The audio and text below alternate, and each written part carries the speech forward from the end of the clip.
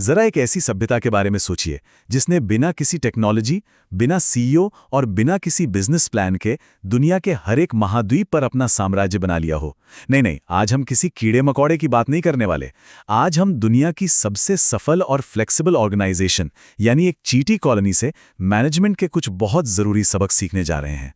तो चलिए सबसे पहले इनके मार्केट शेयर पर एक नज़र डालते हैं। हर एक इंसान के लिए इस धरती पर करीब करीब 10 लाख चींटियां हैं। ये सिर्फ एक नंबर नहीं है, बिल्कुल नहीं। ये उनकी जबरदस्त कामयाबी और दुनिया पर उनके दबदबे का एक पक्का सबूत है। ये हमें दिखाता है कि असली ताकत संख्या और संगठन में ही होती है। और बस यहीं से हमारी असली बात शुरू होती है। हम इंसान अपनी बड़ी बड़ी कंपनियों और उलझे हुए सिस्टम के साथ ये मानते हैं कि इस ग्रह पर हमारा राज है, लेकिन आंकड़े तो कुछ और ही कहानी बताते हैं। तो सवाल ये उठता है कि हम इस अदृश्य, विशाल और अविश्वसनीय रूप से सफल ताकत से आखिर सीख क्या सकते हैं। इनकी सफलता का राज जानने के लिए आइए सबसे पहले इनके ऑर्गेनाइजेशनल स्ट्रक्चर को डिकोड करते हैं। भूल जाइए बड़ी बड़ी कंपनियों को, क्योंकि ये दुनिया का सबसे कारगर और सदियों से आजमाया हुआ ऑर्ग चार्ट है। इस चार्ट को देखिए जरा। यहां हर रोल की क्लैरिटी कमाल की है। रानी का काम है विजन को बनाए रखना और वंश को आगे बढ़ाना। वर्कर चींटियां दिन प्रतिदिन के ऑपरेशंस को देखती हैं और सैनिक वो सुरक्षा संभालते हैं।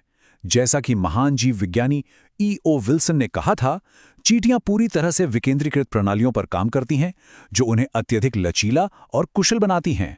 मतलब यहां कोई माइक्रो मैनेजमेंट नहीं है, सिर्फ और सिर्फ शुद्ध एफिशिएंसी।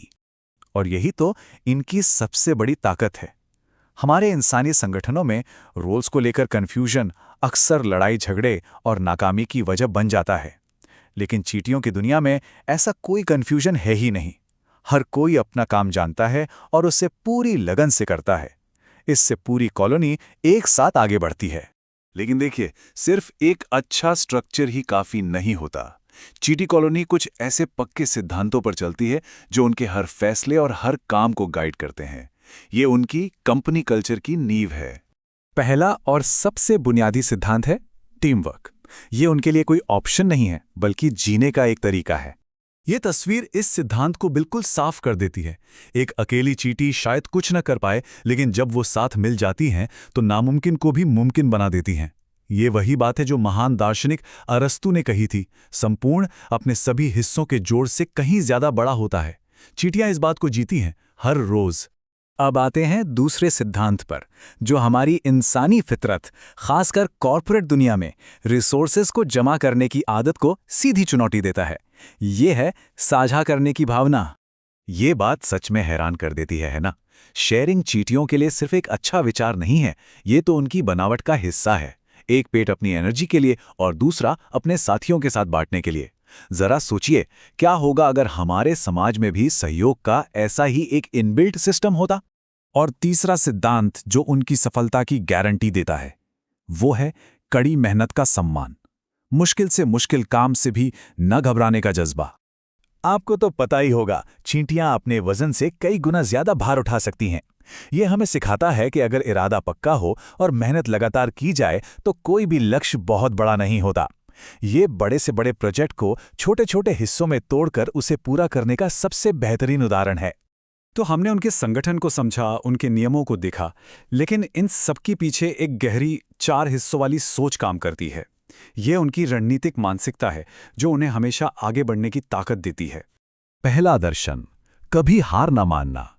अगर आप एक चींटी का रास्ता रोकेंगे तो वो ऊपर से, नीचे से या फिर बगल से निकलने की कोशिश करेगी। वो तब तक कोशिश करती रहती है जब तक उसे कोई नया रास्ता ना मिल जाए। ये आज की बदलती दुनिया में जरूरी लचीलेपन और दृढ़ता का सबसे बड़ा सबक है। दूसरा दर्शन, दूरदर्शिता यानी भविष्य को देखना। वे अच्छे समय में आने वाले बुरे वक्त को नहीं भूलती। ये भविष्य के लिए योजना बनाने और मुश्किलों के लिए हमेशा तैयार रहने की एक बेहतरीन बिजनेस स्ट्रैटेजी है। वो आज की सफलता के नशे में कल के खतरों को नजरअंदाज नहीं करती। तीसरा दर्शन, अटूट आशावाद। ये बहुत जरूरी है। मुश्किल भरी सर्दियों के दिनों में वो खुद को याद दिलाती हैं कि ये दौर हमेशा नहीं रहेगा। ये सबसे बुरे समय में भी उम्मीद बनाए रखने की ताकत है, और जैसे ही मौका मिलता है वो पूरी ताकत से काम पर लग जाती हैं। और ये है आखिरी और सबसे शक्तिशाली दर्शन। एक चींटी कितना इकट्ठा करती है? बस काफी है, इतना नहीं। वो उतना इकट्ठा करती है जितना वो कर सकती है। ये आधे अधूरे मन से काम करने के बारे में नहीं है, ये अपने लक्ष्य के प्रति पूरी तरह से समर्पित होने का दर्शन है। तो इस पूरे विश्लेषण के बाद अब समय है कि हम आईना अपनी तरफ घुमाएं। चींटी कॉलोनी से हटकर अपनी मानव कॉलोनियों, अपने संगठनों, अपनी टीमों और अपने समाज पर एक नज़र डालें। और यही वो सवाल है जो हमें खुद से पूछना चाहिए। चींटी की सफलता का राज एक साझा मकसद में छिपा है। वे कॉलोनी के लिए काम करती हैं, पर हमारे संगठन किसके लिए काम करते हैं? क्या हमारा मकसद भी उतना ही स्पष्ट और एकजुट है?